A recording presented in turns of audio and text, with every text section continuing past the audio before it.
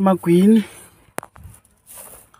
ndibiziwe ndithunyiwe zidwesha nezidweshakazi ndigqibele kudala bantu benkosi ndithi makhe ndibuye andilahlekanga bethu njengangoku Motherwell Motherwell eSymmetry sizongcwaba umhlekazi sizogcwala emswaneni litheni nelithungu nabawo into endiza nayo kuni namhlanje ndiqwalasele into yoba njengoba ndilapha eBhayi ndimane ke ndifikelwa ke ngabantu abazokhangela umkhombandlela. Ndafumanisa into yoba le period ye-Easters lixesha apho abantu abalithanda ulisebenzisela ukwenza imicimbi. Ndibalula ke abantu abaphangela kude namakhaya abo. Uyayiva kubekwa eli xesha for ukusondela ekhaya kwenziwe imicimbi. Ndifumanisa into yoba kukho into ekudala ndiyithetha,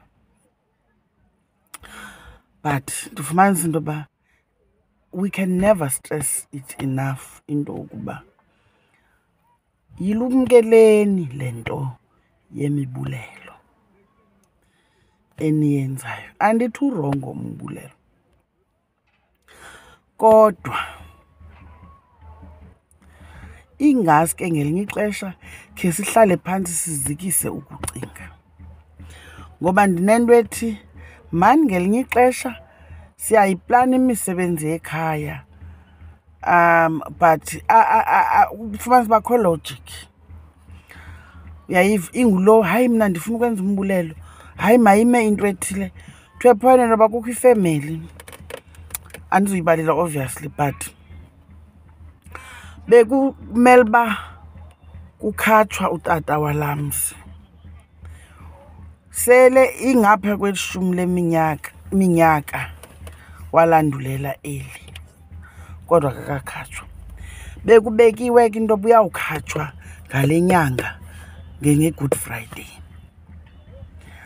kodwa kwenzekile kulaa femeli umntwana wapha wafumana umsebenzi kulo nyaka uphelileyo.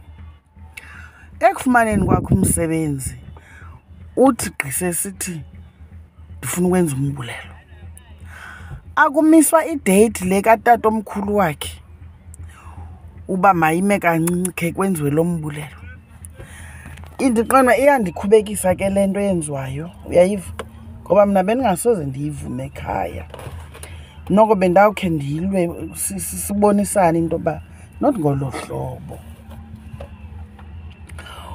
Ubulela bani utata omkhulu wakho engaphandle?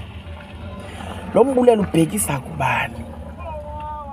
Kukho amatyala ekhaya, kukho abantu abanikazi bomzi bengekho. Ayopati nale siyenzayo. Ndifumanisa into yoba ngoku imibulelo seyingathi, you know, it's showing muscle into yoba ndiyaphangela and ndiphangela kakuhle. Uyayiva?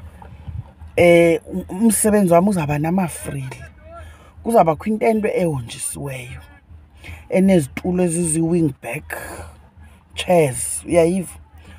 Kuzawubakho i-Tiffany chairs, kuzawubakho i-red carpet, kuzawubikho ii-balloons, uyeva?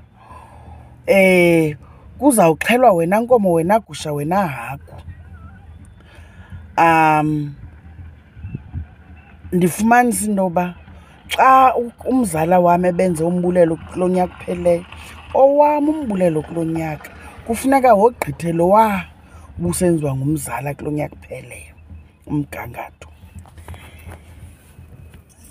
Where are we going with this? What is the point? Kutheni siqhayisela abazali bethu ngamandla esinawo endaweni yokuba sibaphe amandla babe zizinyanya kuthi?